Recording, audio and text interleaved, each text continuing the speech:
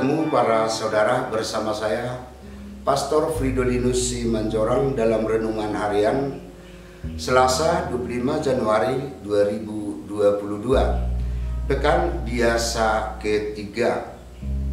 Bacaan untuk kita renungkan pada hari ini diambil dari Injil Markus bab 16 ayat 15 sampai dengan 18. Lalu ia berkata kepada mereka, "Pergilah ke seluruh dunia, beritakanlah Injil kepada segala makhluk. Siapa yang percaya dan dibaptis akan diselamatkan, tetapi siapa yang tidak percaya akan dihukum. Tanda-tanda ini akan menyertai orang-orang yang percaya. Mereka akan mengusir setan-setan demi namaku. Mereka akan berbicara dalam bahasa-bahasa yang baru bagi mereka.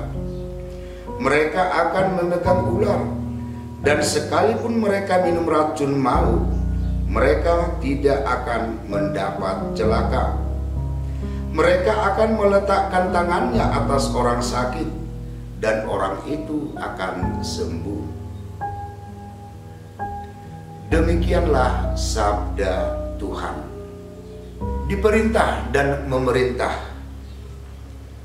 Masing-masing kita pernah menjadi orang yang memerintah maupun diperintah. Bila kita memerintah seseorang untuk melakukan atau mengerjakan sesuatu, maka kita sangat mengharapkan bahwa dia mengerjakan apa yang kita perintahkan untuk dikerjakannya. Demikian juga bila seseorang memerintahkan kita untuk mengerjakan sesuatu, maka dia tentu mengharapkan kita untuk mengerjakan apa yang diperintahkannya kepada kita. Saudara-saudari yang terkasih, sebelum naik ke surga, Yesus memberikan pesan dan suatu perintah, penugasan kepada para muridnya. Pergilah ke seluruh dunia, beritakanlah Injil kepada segala makhluk. Siapa yang percaya dan dibaptis akan diselamatkan, tetapi siapa yang tidak percaya akan dihukum. Perintah untuk pergi ke seluruh dunia adalah tugas perutusan gereja yang disampaikan Yesus kepada para muridnya untuk mewartakan Injil kepada semua orang dan membaptis mereka yang percaya. Dan dalam melaksanakan tugas perutusan ini, para murid akan didampinginya dengan aneka macam anugerah. Perintah Yesus untuk pergi ke seluruh dunia, memberitakan Injil ke segala makhluk, tidak hanya tugas para murid Yesus semata, tetapi juga menjadi tugas kita yang telah dibaptis sebagai pengikut Yesus. Pertanyaan adalah, apakah kita orang yang setia melaksanakan perintah perutusan yang diperintahkan oleh Yesus? Saudara-saudari yang terkasih, setiap tanggal 25 Januari setiap tahunnya, gereja kita merayakan bertobatnya Rasul Santo Paulus. Perjalanan hidupnya kiranya bisa kita jadikan teladan bagi kita, bagaimana seharusnya kita bergiat, bertekun, dan setia dalam melaksanakan tugas perutusan untuk pergi dan mewartakan Injil kepada segala makhluk. Selama 30 tahun lamanya, Paulus yang saat itu bernama Saulus menjadi penganiaya orang-orang Kristen di Yerusalem. Pengalaman dalam perjalanan ke Damsyik mengubah Paulus untuk sampai kepada pertobatan, sampai kepada perubahan sikap. Sapaan ilahi, "Saulus, Saulus, Mengapa engkau menganiaya aku? Akulah Yesus yang engkau aniaya itu. Menjadi titik awal yang menyadarkan Paulus.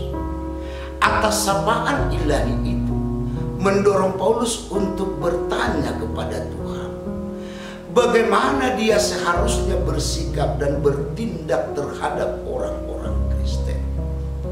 Tuhan, apa yang engkau kehendaki aku perbuat? Paulus akhirnya tahu apa yang diharapkan dan diinginkan Tuhan daripadanya.